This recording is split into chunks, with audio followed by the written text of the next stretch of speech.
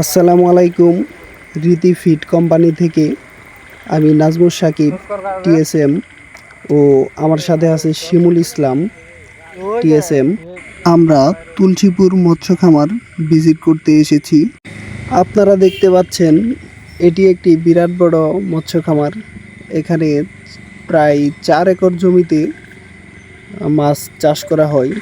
এই খামারে উনি বিশেষ করে কই, তেলাপিয়া মাছ চাষ করে থাকে।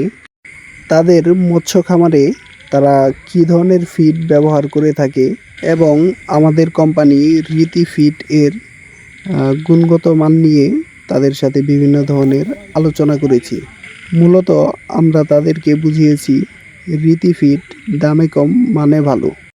এছাড়া আমরা বুঝিয়েছি রীতি ফিড ব্যবহারে আপনার মৎস্য খামারের মাছ দ্রুত ওজন বৃদ্ধি হতে সহায়তা করবে।